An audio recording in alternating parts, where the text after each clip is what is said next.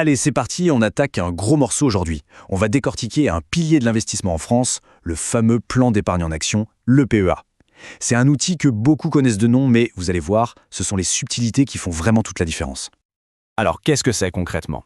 Il faut voir le PEA un peu comme une enveloppe spéciale, un type de compte d'investissement qui permet d'acheter des actions, d'autres produits financiers, et tout ça avec un traitement fiscal très avantageux. Et attention, ce n'est pas du tout un outil de niche. Non, c'est de loin le moyen le plus courant, le plus utilisé par les épargnants en France pour se lancer sur les marchés actions, principalement en Europe. Et sa popularité, ce n'est vraiment pas un hasard. Mais alors, c'est quoi son secret? Eh bien, tout tourne autour d'un avantage fiscal absolument majeur. Voyons un peu comment ça marche et surtout comment on peut en tirer le meilleur parti. Ok, avant même de parler des bénéfices, il faut bien comprendre les bases. Passons donc aux règles du jeu, parce que, bien sûr, il y a quelques conditions à respecter.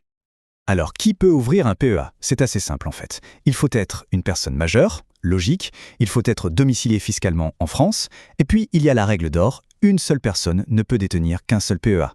C'est un compte qui est strictement personnel. On voit ce chiffre partout, 150 000 €.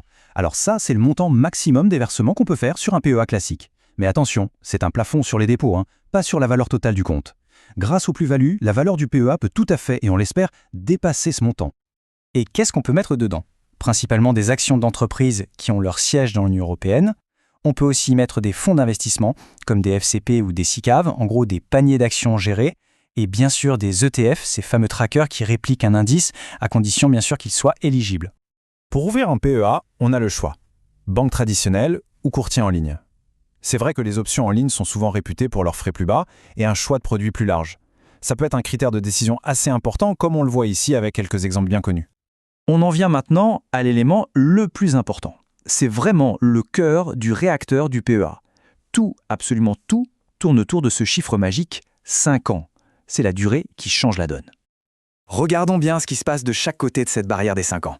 Si on retire de l'argent avant, c'est un peu la double peine. Non seulement les gains sont taxés à 30%, la fameuse flat tax, mais surtout le plan est automatiquement clôturé, c'est une sortie définitive. Par contre, si on attend patiemment de passer ce cap, là la situation change du tout.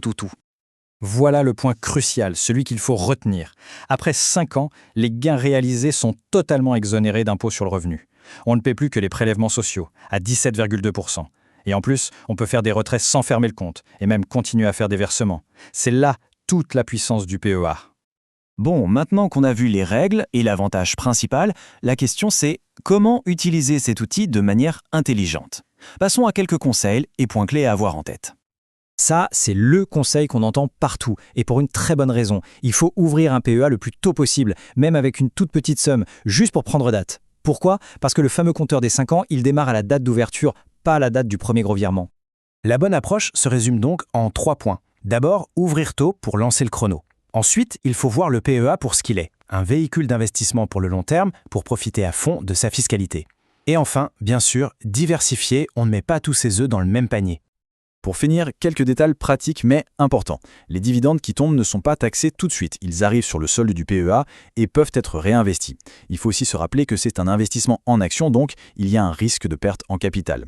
Et la bonne nouvelle, c'est qu'il n'y a généralement pas de montant minimum pour ouvrir un plan.